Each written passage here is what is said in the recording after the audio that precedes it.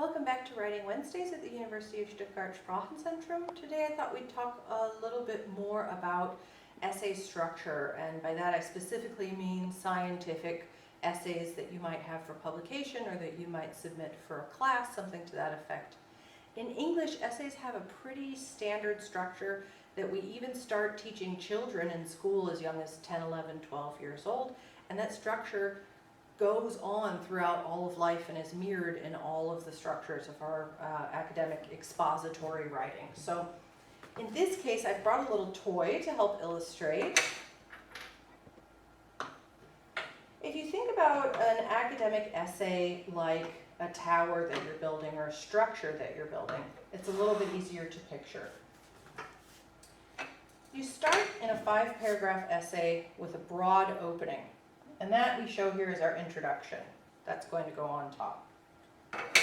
Then as you narrow in, you have methods, results, discussion, and then you go broadly out again into conclusion. But one of the most important things to remember is that you have to keep in mind your objective throughout. Because if you forget that, let's call this the objective, if you forget that, it makes it very unstable. And it ends up falling apart. So as you write, your objective should permeate all the way through the essay. So here we have your introduction, methods, results, discussion, conclusion, throughout.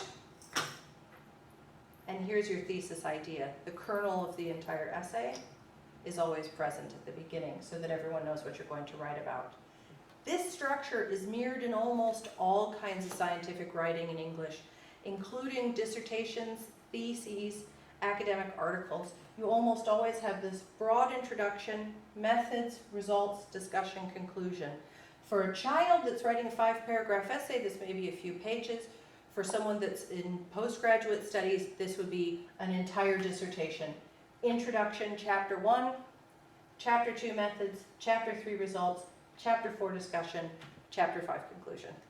I hope that helps clarify a little bit of how we organize our essays when we write in English, and that will help you to structure things in the way that your editors and your professors expect. If you have any questions, of course you can always attend one of our mini courses or seminars. You can contact us on our Uni Stuttgart Sprachenzentrum website or at our workshop English email address anytime.